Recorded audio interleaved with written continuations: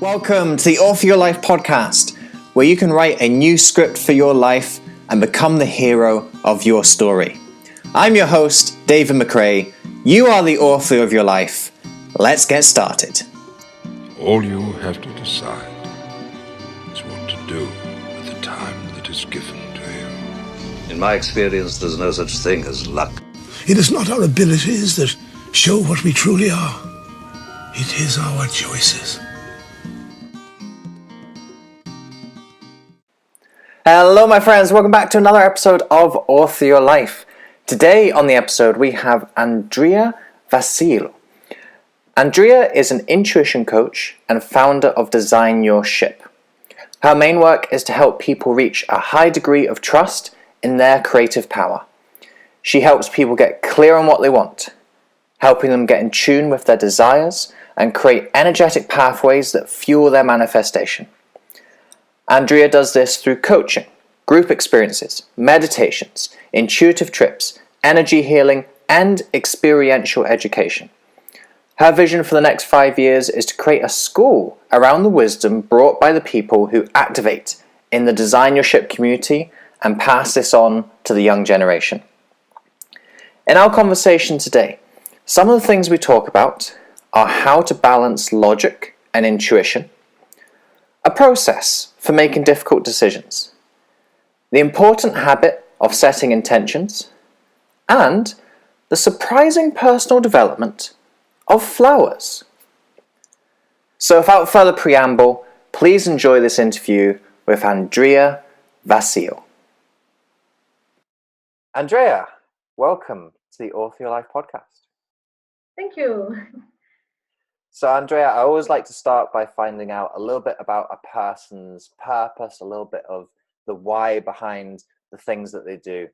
So can you tell my audience, please, why did you start your company, Design Your Ship, and where your journey began for you? Okay, Design Your Ship. That's a project that came to me when I moved to London. I have been working a lot in terms of coaching and organizing events where I saw people growing. I just witnessed in Romania the evolution of consciousness. I know it sounds big, but when you are holding a person by the hand in 1 or 2 years of personal development, you really see them evolve and grow. And I come from a background with finance and law school in Romania. I was just really structured, working always with companies and audit. And when I saw that, working in a new job with project management and all kind of specific tools of organization, I realized that my calling is more about helping people. It came to me at around 25 years old. So it's not something that I always thought that I will do. I wanted to be a singer, actually. I just wanted to help people, but through my voice. But of course, my voice is now very used, but in a different way, not with those notes. But anyway. So at some point, I moved to London. Actually, moved to London because of a relationship. I was with a guy that moved to London. So I said, okay, let's try. Let's see what happens in London. And that was, I think, the big transformation for me, because I didn't know anybody in London. I only knew the guy. He was my fiance back then, and he used to work a lot.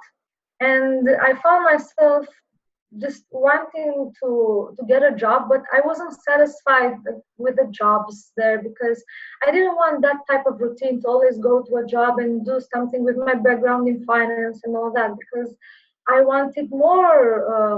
I wanted to work more with people, with coaching and this type of personal development. But I didn't have confidence in myself. I don't know. I thought I'm just at the beginning, even though I had been doing that for 2 years in a company, assisting people with boot camps. So in London, my energy was so different from the one from Bucharest, that I found myself not liking anything that I was previously wanting to do. I broke up with my fiance, and I found myself alone. So I said, okay, what am I going to do now? So I went to certain events also to Tony Robbins event, all kind of events where I met a lot of people. And I realized that everybody who I met and I was just talking, chatting to them about coaching and intuition, like, oh my God, can you coach me? I want to work with you. And it's like other people had more confidence in me than I had because I thought that confidence comes with experience. And in a way, it does. But my definition of confidence now comes from the degree of connecting to another person, the degree of believing that everything is possible and believing that you can really help that person because from soul to soul, there's already a light that just connects and you were sharing light. So at that moment, I said, okay, I'm going to go with the flow and see what kind of people I meet in London. And I will get to know myself better through the new connections. And this is how it all started, the coaching. And at some point I said, yeah, I wanna open up my own company and really start coaching practice. I was really bold in the UK. It was in 2016. And I didn't know what would be my branding. I didn't have enough confidence to say personal branding. Yeah, I'm Andreea Vasile, that's it. Now I do. But at that point I said, no, I need a concept. I need something to give to people. And I remember I was at the coffee shop in Canada Water. And I was thinking, yeah, what should I name my company? And I saw a big boat, a big ship. Like, yeah, I have always been fascinated by ships. And I know it sounds random. It was random. And I realized when I was a child, I always wanted to have a ship by the age of 30. I thought that I can hack life by having this desire to have a ship. Because who owns a ship if they don't have, I don't know, the freedom and time and people to go on a ship, on a cruise. I said, yeah, with one wish, oh, golden fish is mine. And I realized that I didn't have that fulfilled and that it was my mission to create it. Like, okay, I have one wish, but I had to work on that wish. So this is how it came up, the company Design Your Ship. And it's really simple because the ship, of course, now doesn't come from me on a cruise. Actually, I have never been on a cruise. I like more oceans.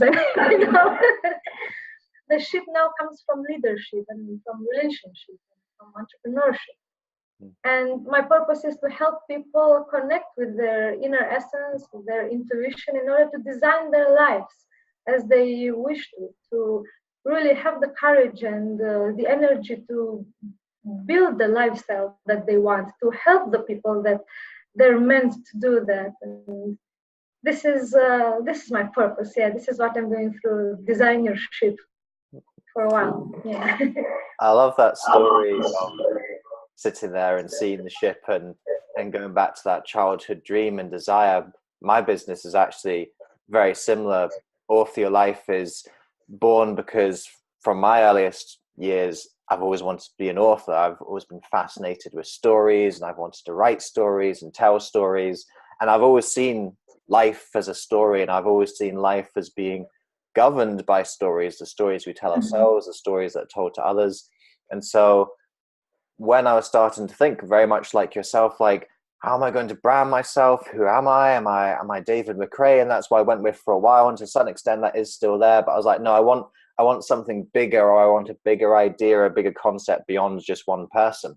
And that's where Author Your Life came from. So it's funny that childhood kind of dreams, and there's something in your heart as a child that has a deep knowing, and then that feeds in perhaps a lot later in life when you understand it a little bit better. Yeah, and you're an author now. Yeah, congratulations. Yeah. Thank you. I love this story. There was a couple of things I wanted to pick up on in that initial sort of account of how things came into play. When you were across in London and you recognized that the relationship your fiancé perhaps isn't what you want it to be or what you expected it to be, what was the catalyst to to end that and start afresh? Because that's a very big, scary move. You've moved to a different country. He's the only person that you know. Where did that decision come from? It was hard. My face now is like, it was hard. It was, I think it was still from intuition, because it, my rational part would have said, like, just why would you break up? You came here for him. What's happening? You don't know anybody. You should stay together. And there was still love. We loved each other, but it didn't work out. And I know that a part of me just broke when we broke up, but I just felt that this was the thing that I needed to do. After a while, after going inside and healing and going through the grief, because we all need a time to accommodate with the new energy and all that, I realized what had happened actually. And this became also a pillar of my business, the relationship part. We worked together for a couple of years, and then he moved to London with his job. At that moment, I entered the world of personal development, and I started to read a lot and to work with people. I think in those 2 years, while we were apart, I had at least one coaching call with more than 3,000 people. This makes me grow a lot because I get into people's energy. I feel them more. I have other values instead of growth and I don't know, diversity. My values were connection and depth. So there was still a lot of love. But when I moved there, um, I came with the expectations that it will be the same. You know, I had expectations. It's okay. I'm a person too. But because we invested differently in our growth, we were totally different people. Mm-hmm. We didn't know each other. I was a lot into this stuff. He was a lot into other stuff. Of course, we needed to give ourselves time to grow and to reconnect to see if we are ready to blend again. But it didn't happen. I mean, a part of me said no. You just need to start again, and you realize why. You understand. And after some years, I realized that even if there's love, this part of ourselves, that self-love, needs to be nourished a lot in order to be able to give to the other person. Because we were both in these energies of expansion, but in different directions. So now what I always advise couples is to maybe to read the same books once in a while, maybe to go to a certain boot camp together once in a while, in order to level up the growth in consciousness, to understand the same concepts, maybe to have the same habits. If you're split for, I don't know, 1 year and a half, 2 years, and then you expect that everything is perfect, no, that's wrong. Mm-hmm. This is what came up actually. Yeah. So in the process of making that difficult decision, if there's anyone listening who also feels they have a difficult decision to make, would there be any guidance or any advice that you'd give to someone to help them when they have a difficult situation like that to make, as you did?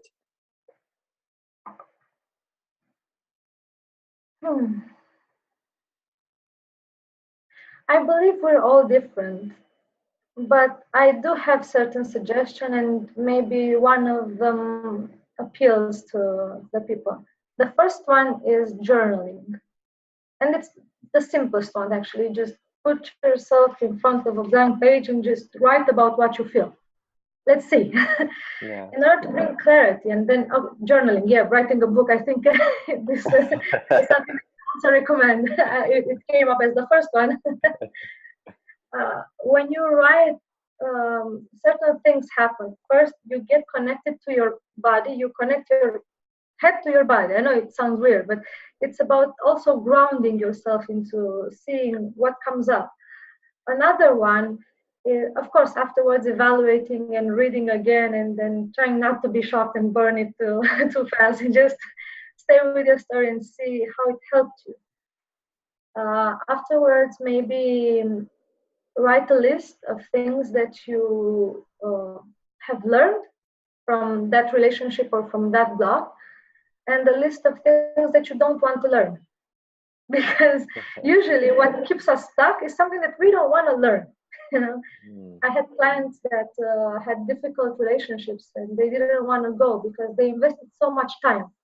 Okay, so what are you learning? Oh, patience. What don't you want to learn?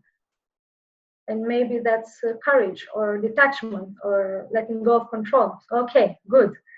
So now you have the awareness, the energy and the inspiration will come in order to go through that.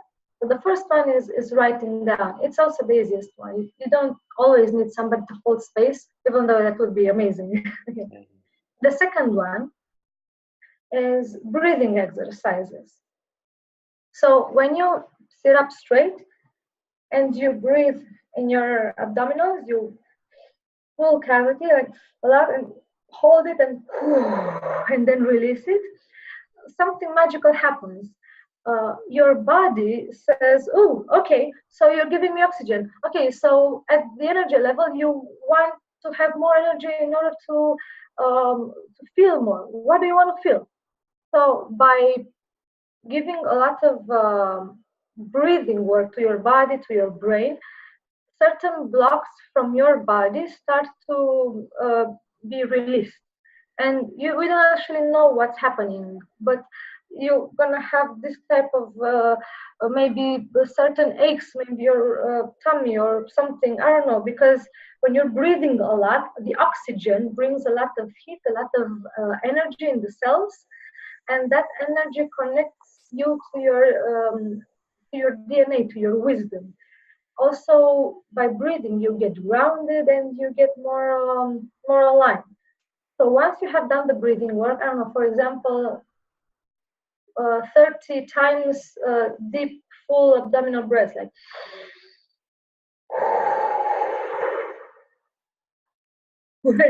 taking it all out of the mouth.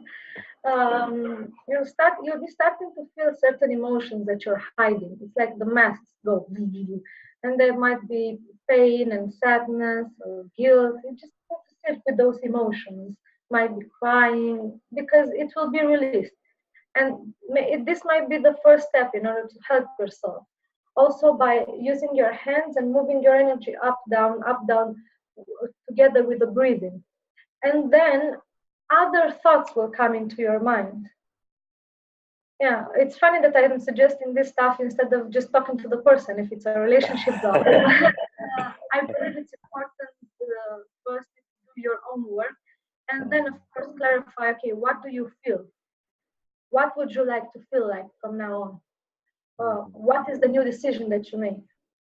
And after negotiating with yourself and accepting what is, it's not about changing the pain, the guilt. No, just accept it. You just breathe into it and go with love to the other person and share with love. Maybe it's not a breakup. Maybe it's a new beginning. Maybe it's, I don't know, a new project or something else that needs to be done in the relationship. Either if it's a couple or business, the same. It's about owning your story, feeling the feelings, deciding, and then sharing that. This is what comes now. Of course, I would recommend working with a coach, with a therapist. I'm a coach, I'm a therapist, you're a coach. I mean, this is obvious. Yeah. No, I think it's important to learn how to tap into your intuition, as you said a couple of times. And what I really like is, I can't remember where I read this, but the word intuition comes from inner tutor.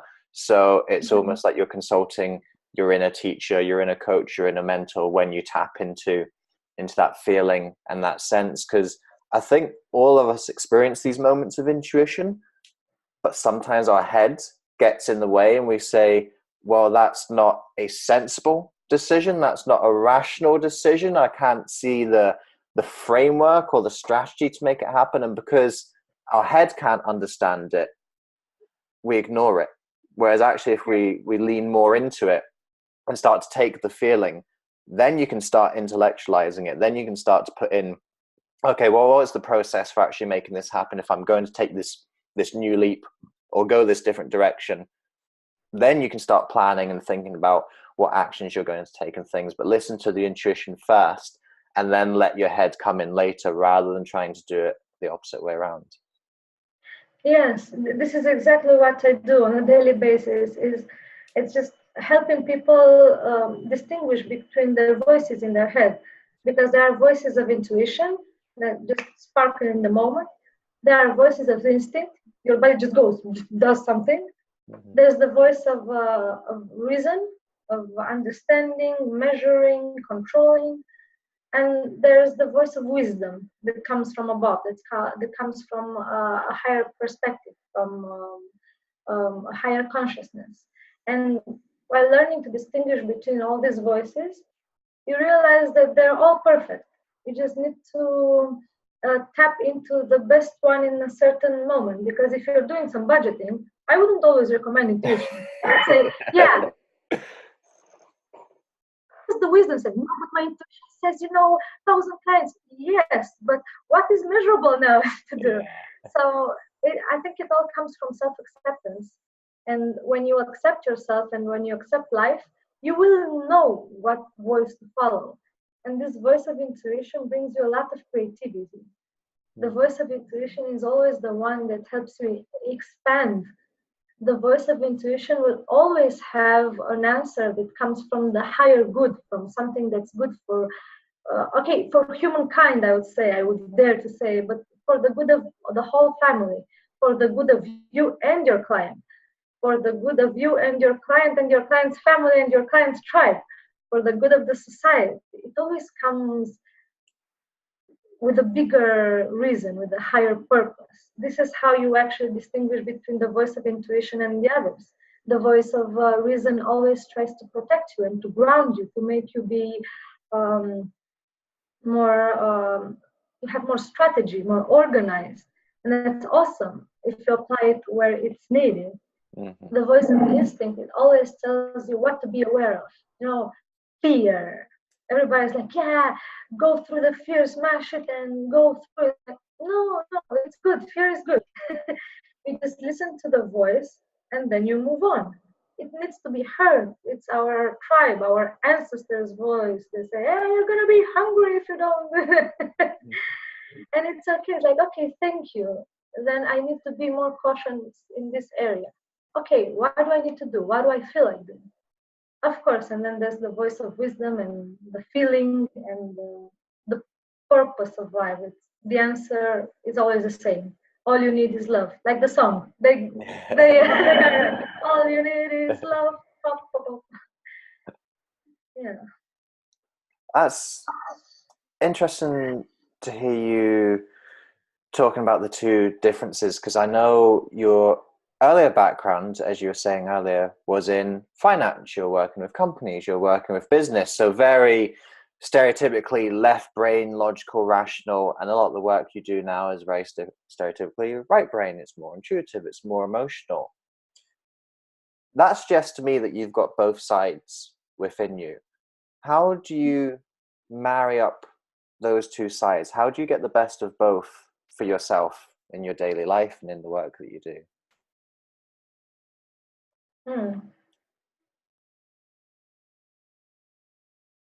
Well, two things came up to be said now. The first one that came up is I don't listen to any of them. I listen to my heart. But that's very abstract. Okay, what does your heart say? Oh, I know what to do. It's about when you calculate a lot, you might risk to overthink. When you're going too much with the feelings, with the creativity, you might risk to overflow, I would say, like go with the flow, overflow. Yeah. But when you have balance, balance comes from the heart. I have many friends that are very cerebral and very reason oriented, and they always say no, the best thing to do is this, and you all can also see their movements, they're very straight. And I love that and I respect that. That's their way. There are people who work best in that way. It depends also in the industry where they're working. And there are people who go a lot with the feelings that like, yeah, no, look what happened, no, I really need to get out of that. Or people like, this is so cool, I love this is joy. Andreea, why aren't you happy, why aren't you joyful? Well, I'm happy. But my friends are like, you know. So there are people who tend to live a lot the emotions. I do enjoy emotions, I do enjoy doing strategy work and helping people understand stuff, because we live in an era where we need to understand. Of course, this is why our prefrontal cortex has developed, because it's something that we need in this lifetime. But when you bring balance into the brain hemispheres, something magical happens. You can just align the intentions, the ideas that come from above. I don't think you can see it. I'm tapping into the field like, like this. And they're not overthought, they're not overfelt, they're just flowing into your heart. And you know, into your, oh, I think this is from Kundalini Yoga. And you know into your heart what you need to do. It's an heart open knowledge. The way I actually do it, also with my clients who I see that they go too much there or there, is actually through a visualization. I guide them into inner meditation where they breathe a little bit, or a little more actually. They start with some breathing exercises, and then they imagine a ray of light that comes into their head and lights up one brain hemisphere, and then it goes into the other one, and it forms like an infinity until the whole brain is lit up. It's lightened, full of light, yes.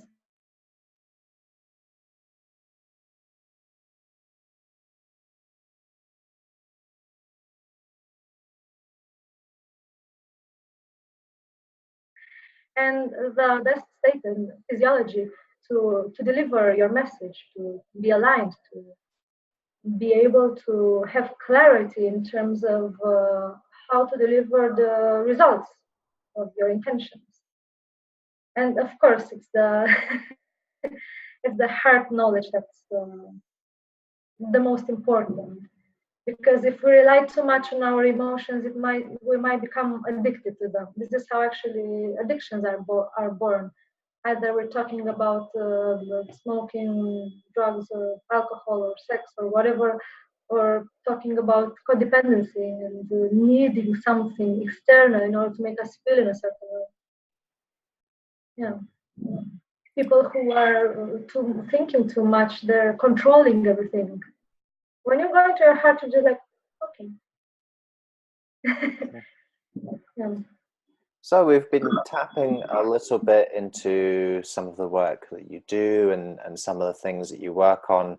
I'd like to just lean into that a little bit more. And we're talking about that story of the ship and designing your ship and all the different ships that came out of that, the relationship and the leadership and the entrepreneurship. Could you explain a little bit more about some of the different ways that you work with people and some of the different things that you work on? Yeah, sure. So designership is about bringing your idea to a business. It's for people who are meant to work with other people. It's for people who want to get in touch with their gifts, know how to package them, and delivering them to other people. I work with people who do massages or Reiki or Theta healers, or people who organize events, or all kinds of people actually, in order to help them build a relationship with themselves. These are the modules are relationship and then leadership and then entrepreneurship. So once you have built a relationship with yourself, you realize that you are the divinity and that everything is possible. Because building a relationship with yourself means, in my point of view, expanding your consciousness in order to get to know more of who you are, and to believe that everything is possible. I think that's the best relationship that we can have in our lives, the relationship with infinity, with the field of possibility. And then I'm talking about the relationship with the other people. So once you understand yourself in the context of a couple, in the context of who are you in your family with your ancestors, we talk at least in terms of 2 or 3 generations. What were your ancestors? What were your grandparents doing? What have you learned from them? Come on, you need to honor those feelings. There's so many gifts. So the first thing that I do with people is just getting them to honor the relationships in their lives. Because if we're talking about the contribution and entrepreneurship, entrepreneurship is nothing if you don't understand the value of a relationship. In my opinion, entrepreneurship is the best way to contribute.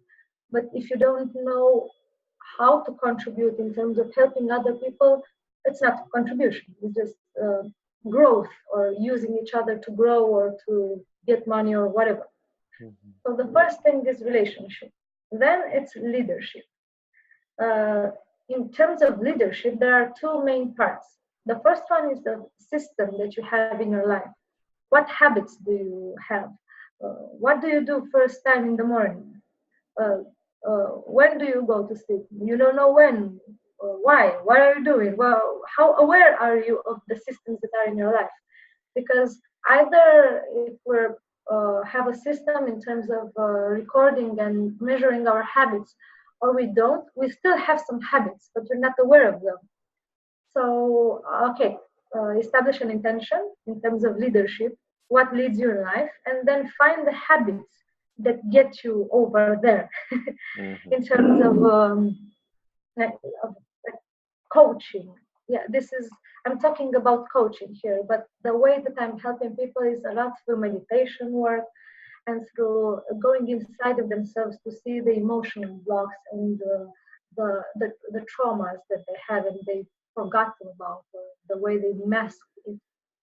So by realizing this, they're realizing that the bad habits actually come from trying to hide something. So this awareness brings them a lot of freedom. So leadership is the state of freedom. If the relationship stage was a stage of creativity, okay, I can be creative. I believe everything is possible. Oh, I'm really free to be creative. Okay, I'm really free to develop this. And the second stage of leadership is owning your story, something similar to what you're saying. Maybe some people are writing a book or a journal or a blog or a post, but either way, it's about knowing your story and then letting go of it. Mm-hmm. What else do you want to build instead? How do you want to help people?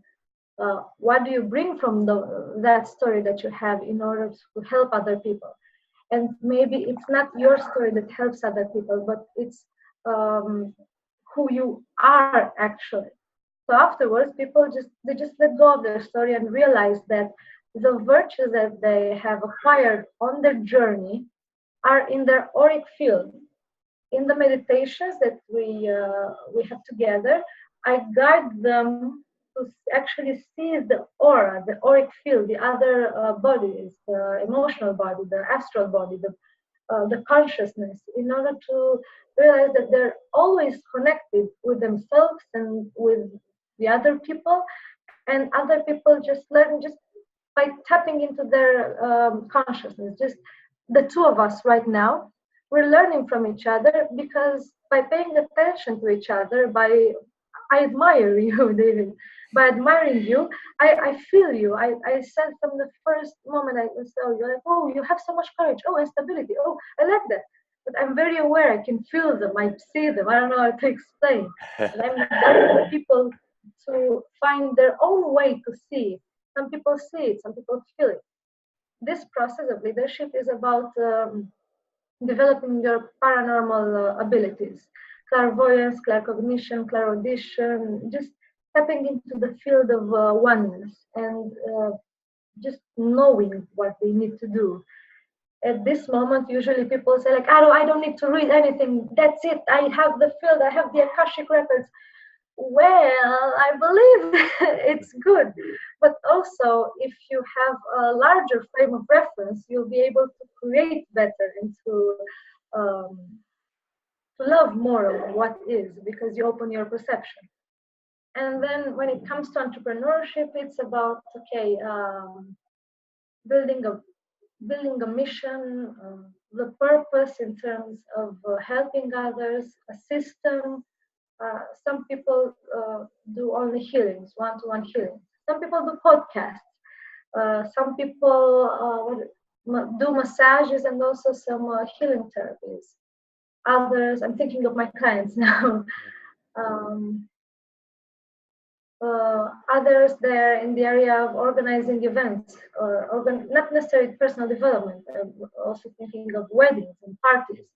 You know how good it is to go with a DJ at a party, the DJ, and hold space for the DJ in order to channel unconditional love, acceptance, and joy through the music. The songs that they choose. I love working with DJs. It's amazing. It's like everybody's like drunk, happy, but not drunk from the alcohol, drunk from the energy. It's so beautiful to work with people who really want to help other people. There's always a way. I work with chefs as well. I'm teaching them how to love the food, and this is also part of entrepreneurship because your clients see and witness and feel the energy, even if they're not aware of that. So if you're a chef, you really need to learn how to love food and maybe, if you feel like, to bless the food and to send the soul of the animal into the light and thank the earth and the sun and the water and everything for this food. And this way, you're not only feeding people, you're giving them love. Their vibration goes higher. It's just boom, you know. And of course, there's the packaging and learning how to communicate with your audience. But usually, I only guide people to do that with other people. So I'm not doing the whole process. I realized that I'm good at that, but there are other people that are better. So I like to recommend professionals depending on the country where my clients are. And, also, I like to guide them only through one step of the journey if they feel like. And usually, if you really want to go into the relationship, building a strong relationship with yourself and with others, usually it takes from 1 month to 1 year. It's a journey. It's about every person and where they want to go. There's a few things I'd like to pick out from that. Going back to step one, module one, talking about relationship and relationship with the self. I think this is something that a lot of people are struggling with and a lot of people are trying to come to terms with. What do you think that people miss out when developing a relationship with themselves? What they miss out? Well, they miss out, yeah. What are they doing wrong or not doing or they're not aware of? They focus too much on others. I have seen, so I don't know, maybe just a few people who have started with themselves. Usually people who are just, I want to help everybody. I had a client, I don't know, I think last month, that he was at his first session. He's a guy from France. He's a doctor. I said, okay, cool. So how can I help you? Let's see, what is your intention? I want to heal the world. I said, okay, it's beautiful. I want to heal the world, but it took us 15 minutes to go further, laser focus in terms of how he wants to help the world, and then realize that, so I need to help myself with this in order to help the world. So I think the biggest block is that our attention is on other people. But also, this is also the trigger because sometimes our self-esteem comes from how much we're helping other people. If you're a light worker, as they say, or new age or whatever. But this is also a trigger to work on yourself because this might bring up issues of codepending on others or depending on external facts in order to feel that you are valued, that you are worthy. So when a person realizes they feel a little bit of anxiety, or they don't know what they're doing wrong, the best thing is to find a way to reflect themselves, to get to know themselves, to tap into their emotions, tap into their ancestors, tap into their inner gifts, you know, and ask for help. Yeah. I think this is the other thing that is actually blocking people. They don't know how to ask for help. Like, I'm gonna do it. Okay, how? Oh, I'm gonna read these 3 books about knowing myself, and then I'm gonna know myself. I don't believe that's possible. I believe getting to know yourself is a matter of a relationship.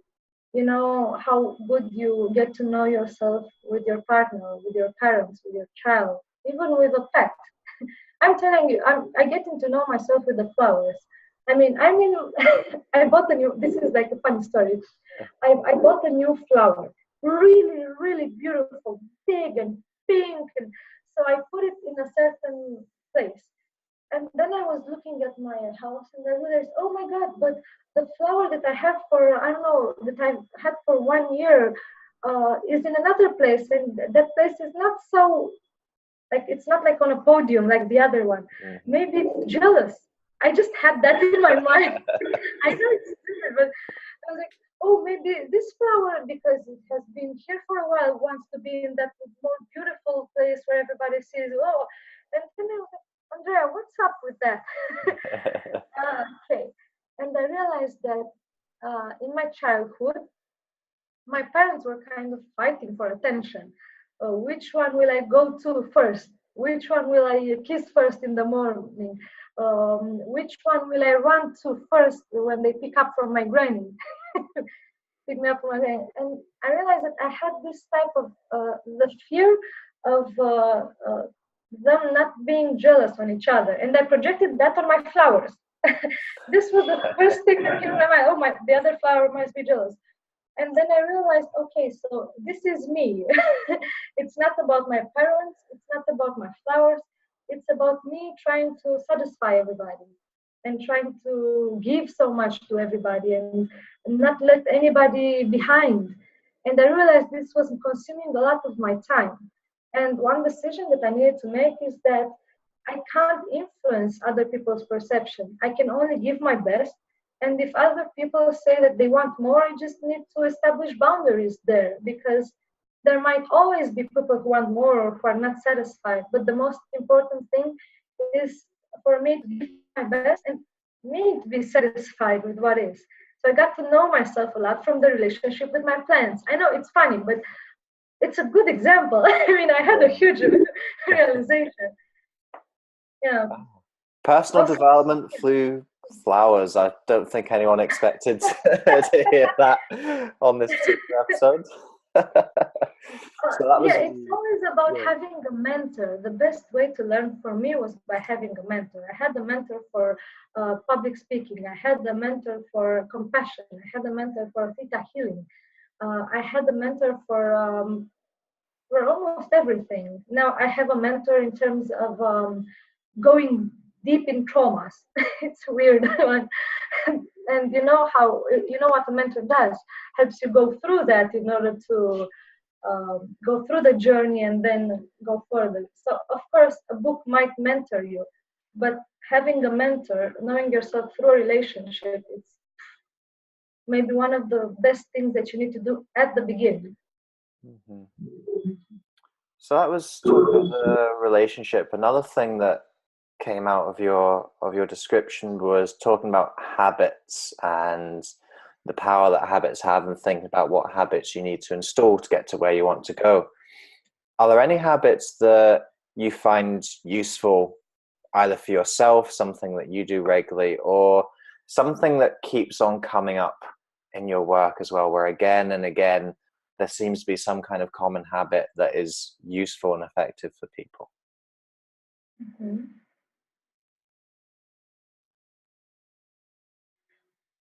I believe that it is very important for each of us to establish the intention.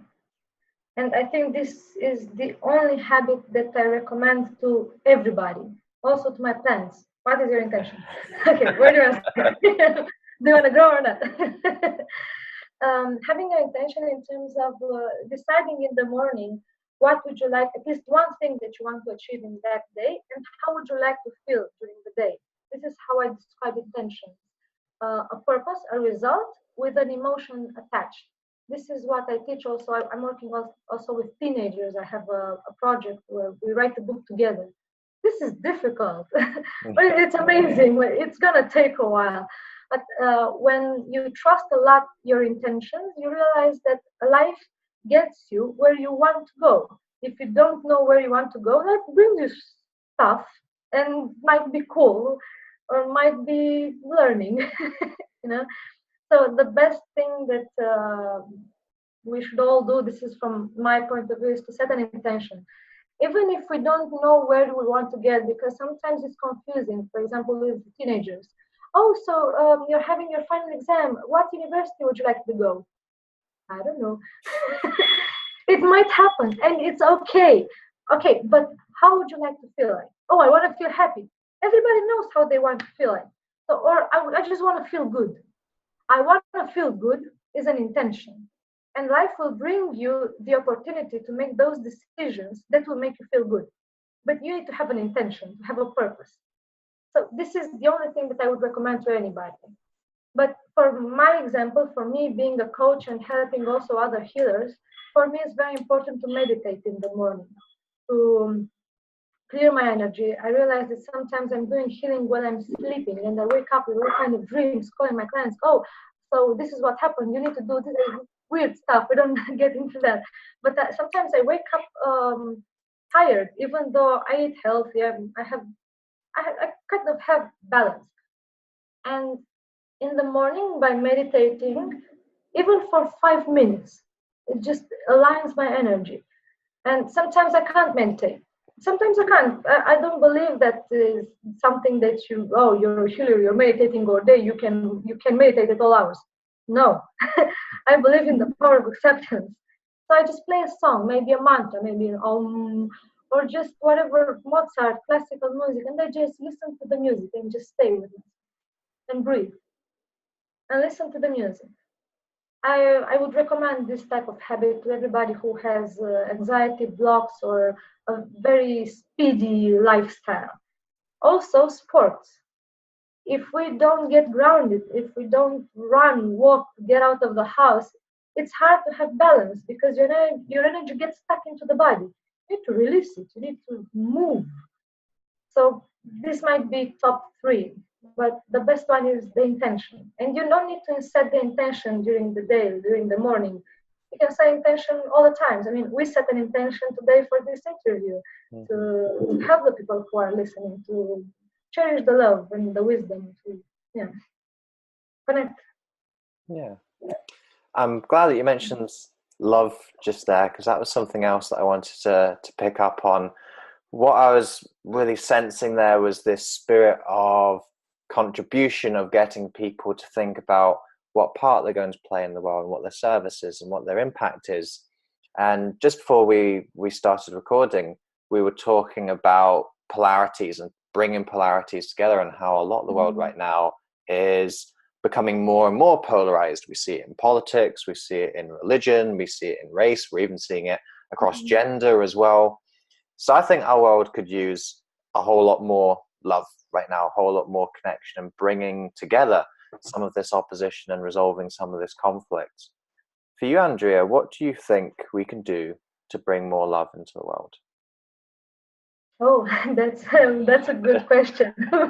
Where is the love? Oh,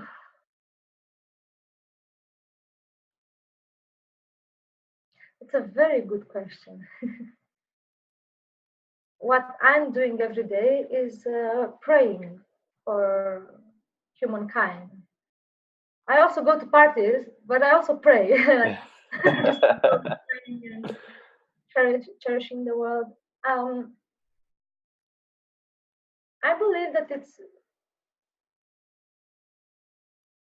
it's very, very important to get to know ourselves and accept what is.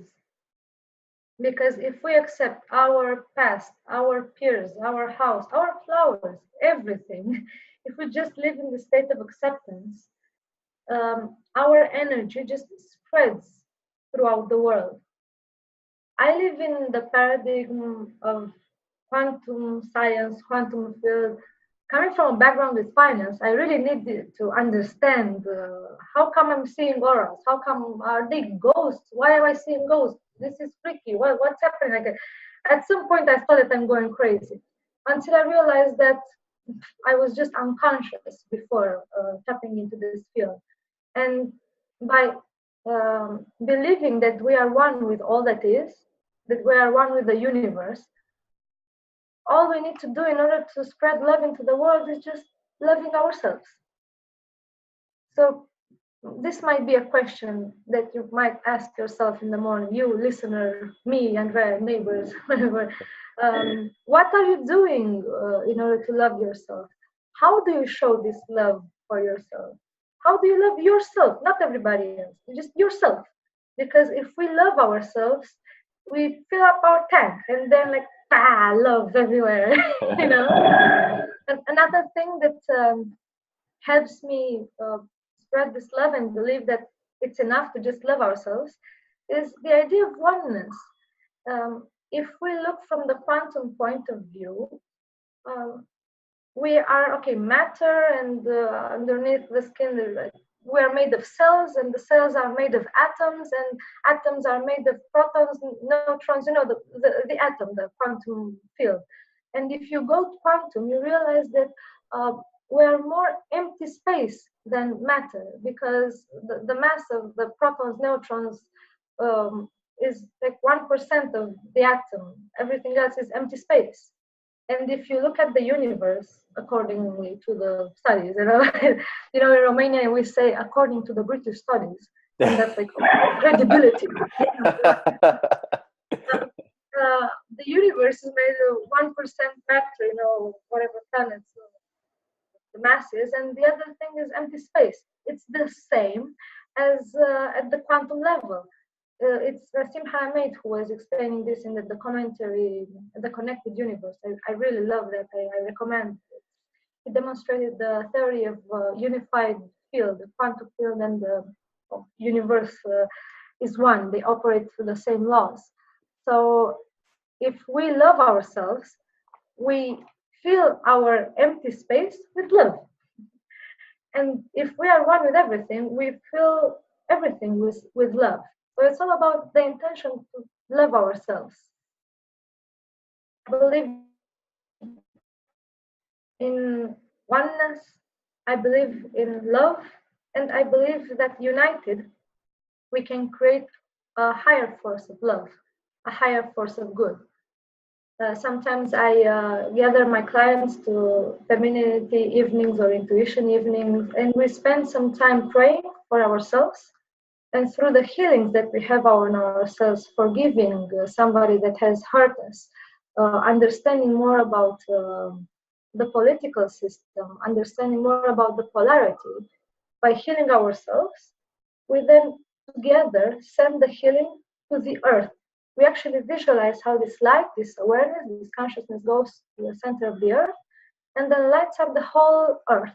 And all the people of the earth have access to this consciousness just because we are grounded in our healing. So this also brings a lot of love, because if you love yourself more, you're allowing other people to love themselves as well. I think I'm talking about, but it's okay.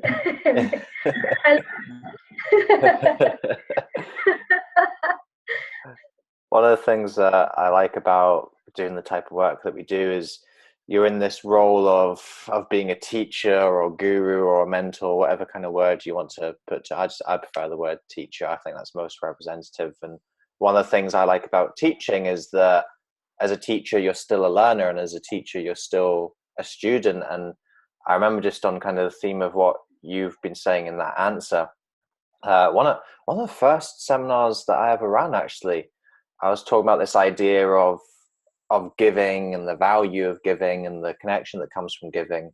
And somebody came up at the end and we were having a little chat about it, and they were saying, at my church, we had someone come in and they gave a speech and they said, I want you to imagine that you are a cup and you're a cup full of water. If you go and pour your cup into the cups of other people, you quickly become empty. There's nothing left to fill any more cups. But when you pour into your own cup and you keep on pouring and pouring and pouring, a demonstration right now, you're pouring, your cup gets fuller and fuller, and then your cup starts to overflow, and as it overflows, it automatically fills the cups of the people around you. And I think that's something that's stuck with me. That's stuck with me ever since, and thinking about, well, we've got to look after ourselves first and fill our own cup, and it's not a selfish or self-centered thing to do. It's actually a very benevolent and kind thing that we can do, because there's so many people in our world right now, I think, are walking around with empty cups. They've got nothing to give, whereas if they can fill their own cups, and then that's going to start to overflow into the lives of other people. Yeah. What is your definition of sharing the love? How do you share more love into the world? I think it comes from listening, essentially, and giving people the time and space to express themselves and to be understood and to be validated. If we look at this polarity that we've got at the moment, if you look at something like politics, it's the right side of politics shouting their opinions, their viewpoint, what they believe is right about the world, the way that things should be done at the left side. And the left side are doing exactly the same. They're shouting back, well, this is the way that we see the world. This is what we want. This is the way that we understand things. You see it with religions. You see it across race. You see it across gender. It's two sides who are just talking at each other. And I think even in the world nowadays, if you look at the way that social media is constructed, social media is all about talking at the world. And this is my projection, and this is my life, and these are my views. And we're all just talking at each other, but there isn't a whole lot of listening to each other and listening to the other perspectives and the other beliefs and the other values of different people. So I think bringing more love into the world really comes down a lot more to listening to what other people have to say, and particularly other people who believe something different to you, have a different perspective, have a different value set, because it's very easy to listen to people who you agree with or listen to people who agree with you. What's a lot more difficult is to listen to people who maybe don't necessarily agree with or don't necessarily agree with you. And that's where I think it all stems. When we start to listen, we start to understand. When people start to understand and feel understood, they start to feel validated and accepted. And when you keep on going down that chain, you get that validation, you get that acceptance, you get that connection. And ultimately that boils right down to the feeling of love. We feel in love, if we think of romantic love, when we feel accepted, validated, and connected to another person. And I think that rule that applies in a romantic relationship of two also applies to our relationship with each other as this species that we are, humans. Mm-hmm. Yeah, it's very beautiful and very precise. Yeah. Well, I've asked the question enough times now that I've had some time to think about what my answer would be as well. Something came in my mind when you were saying about polarity. It's something that I read in a book called Gene Keys from Richard Root. And it's about another type of polarity. It's the polarity between sensitivity and powerful. It's like people in nowadays value a lot being powerful, and they all want to be powerful, and they don't accept their sensitive side, their empathy side, their fragility. And it's easy to say that, yeah, okay, you need to have integrated your feminine and your masculine in order to be a whole, but you need to integrate your fragility and your power in order to be a whole. And when people realize this in the sessions, yeah, I feel I'm losing my power, I feel powerless. Okay, is that bad? Yeah, really. So when people accept their vulnerable sides and they see not the power but the light in their vulnerability, they're able to see the light in their power as well. And by accepting their fragility and their power, they become a whole, and they are able maybe to listen better to each other, because I saw that some people can't listen to other people, because if they have not gone into their deepest pains and accepted that, they can't hold the emotional tension. They're like checking out, or maybe they are listening with the ear but not with the heart. So I think it comes a lot from the desire of not necessarily wanting to be powerful, but to be whole, to be human. Yeah. So I'd like to begin rounding off all of these ideas and concepts we've covered with a few last questions. But as I always say with these last questions, just because they're the last couple of questions, don't feel that the answers need to be short or succinct. The answers will be what they will be, and they can be as deep or descriptive as you'd like them to be. First, these questions I want to touch on particularly, we were speaking before we started recording about your new project with children. You mentioned it briefly when we started interviewing. I'd like you to imagine that you've got a 5-year-old before you right now, a 5-year-old right here in 2019, and they're going to be growing up across the next 15 years, across the next decade and a half. And you have to give this 5-year-old some advice or some guidance on how to go from here, how to grow and progress as an individual and start living the life that they want to live. What would you be saying to that 5-year-old?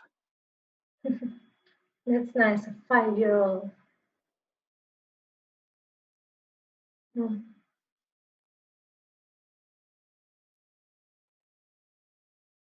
I'm not sure that I would be saying something to that 5-year-old. I think that I would try to play with him, with her, and to see what that 5-year-old person actually likes to do. I think that it would be a matter of encouraging and playing and creating the connection with that 5-year-old in order for him or for her to feel understood, to feel that they're appreciated and seen, as you said before, through their playfulness. I would like to give that 5-year-old an experience rather than an advice, an experience where they feel connected and appreciated by somebody else. I would like to see the values, to see what actually are the gifts of that kid, and also share this with the kid and also with their parents. To say, look, I see that this kid is so good with this, just take him to this sport. Maybe it will be best to help them develop in this area, or it will balance them in this area. I think that at 5 years old, you just need to encourage the kid and love them because they feel the love.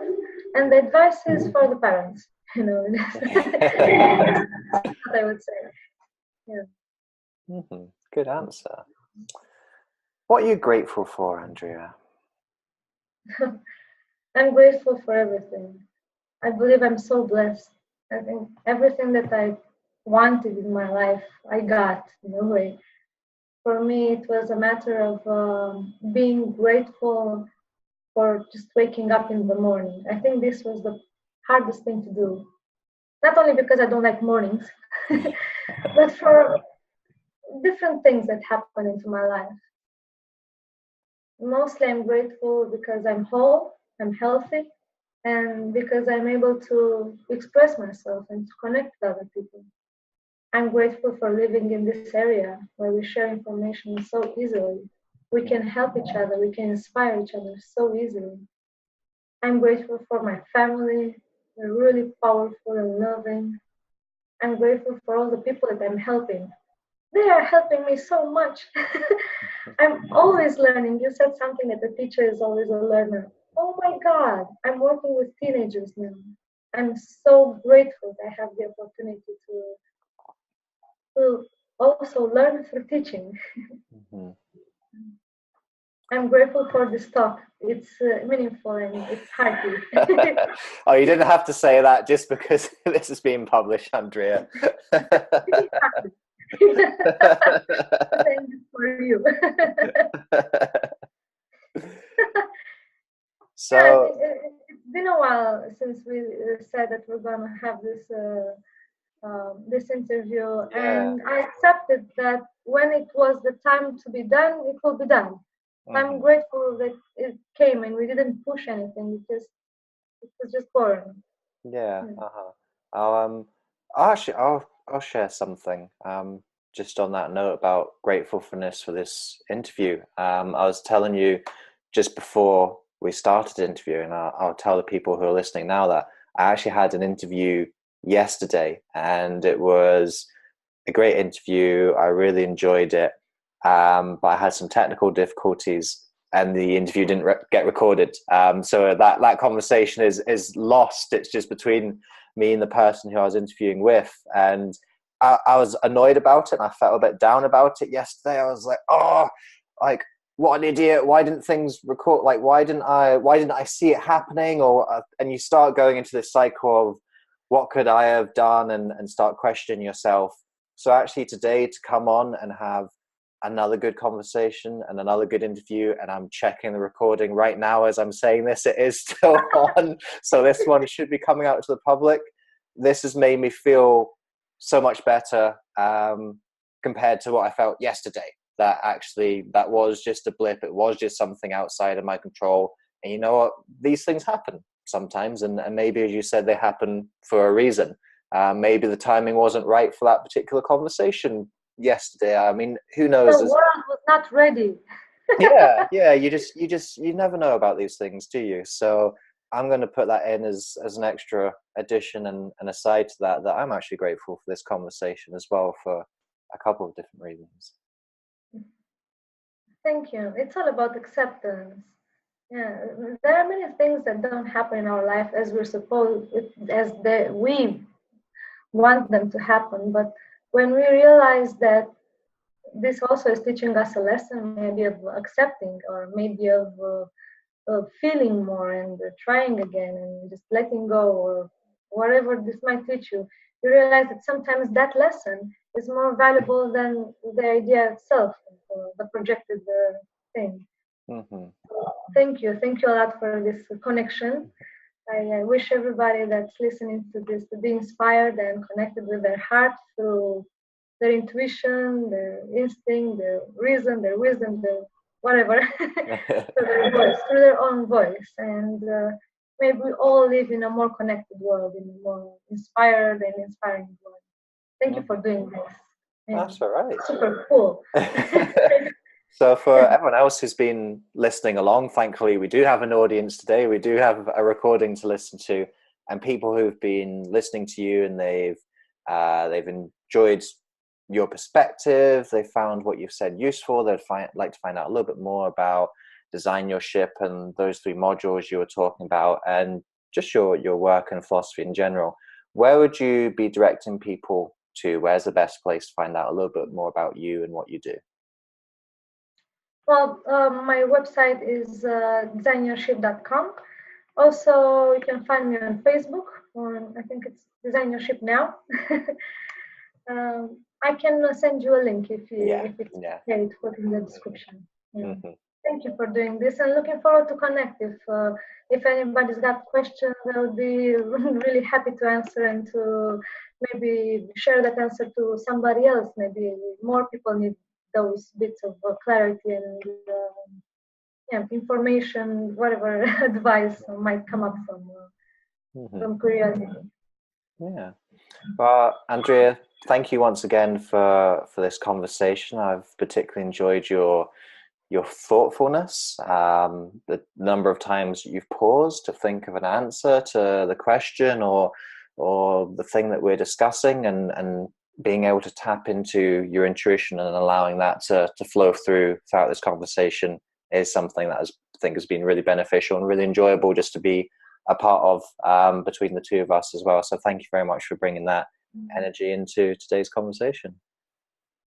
Thank you for holding the space, literally recording, and for the people over there that you're serving. Thank you a lot for this experience. Thanks. Thank you so much for listening to this episode. If you enjoyed this episode, I'd appreciate it hugely if you could head over to iTunes and leave a rating and review for the podcast. With your review, please be as honest and detailed as you can be. Because with honest and detailed feedback, that helps me to adapt and grow this podcast to most serve you, the listener. Also, if you enjoyed this episode, then make sure you subscribe to the podcast. That way you aren't going to miss any of the future episodes that we've got lined up for you. Until next time, remember that you are the author of your life. You hold the pen, and you can write whatever script you want for yourself. So go out today and write yourself a beautiful story.